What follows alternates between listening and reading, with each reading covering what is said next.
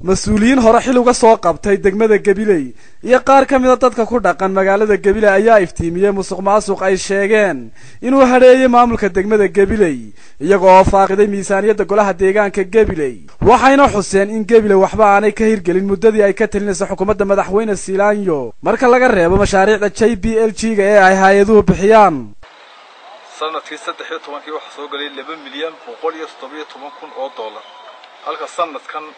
2014 kana ay soo gashay lacag ka badan 2 milyan 851 kun lacagta hadii la isku daro waxay ka badan tahay 7 milyan iyo 100 kun oo dollar muwaadin kasta oo reer Gabiley ama Soomaaliland wuxuu xaq u leeyahay inuu ogaado ama uu qayb ka noqdo go'aamada saameynta ku yeelanaya noloshiisa iyo deegaankiisa iyo qabka deegaankiisaba waxaan nolosha qoysaska degmada haddaan u fiirsanana waxaan moodaa inay xaaladoodu aad u liidato lacagta inta leega soo gashay 7 milyan saayidkaas waxa degmada ka soo galay waxa aad u naadir weeyaan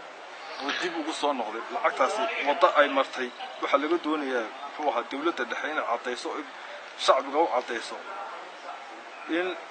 waxa ay waxaan si wanaagsan horumarkan ay sheegayso dawladdu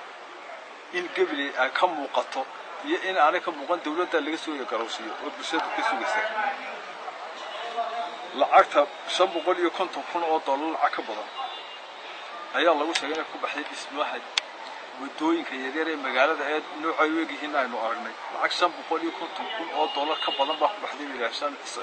afar ognahay lacagtan wadooyinka yaryar ee JPLG-da laga dhisay barnaamijka la JPLG haddii maxaa horumar ba horta laga sheekay in haddii shaqaaleeyba mushaariin ma waxa la leeyahay cashuur ma soo baxdo markay cashuur soo baxdo waa in laga siiyo shaqaalaha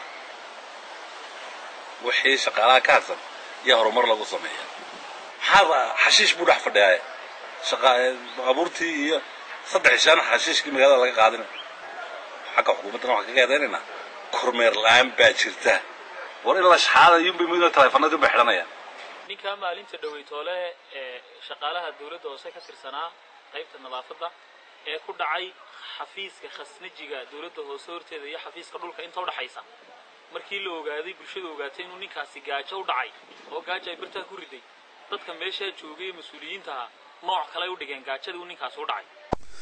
waxa arintani marxaati u noqonaysaa xildhibaano ka tirsan golaha deegaanka Gabiley oo bilihii aan soo dhaafnay si istaba jooga uga hadlayay musuqmaasuqani ay sheegeen inuu qoorta kula jiro maamulka dawladda hoose ee Gabiley oo ragaadiyay horumarka degmada Gabiley golaha deegaanka ee degmada Gabiley waxaan cadeynaynaa intii xukuumadda maanta dalka ka talisay talada haysay inuu degmada Gabiley ka dhacay musuqmaasuqii abid ugu xumaa Mukhtaar Nuux Ibraahim Hon Cable TV Gabiley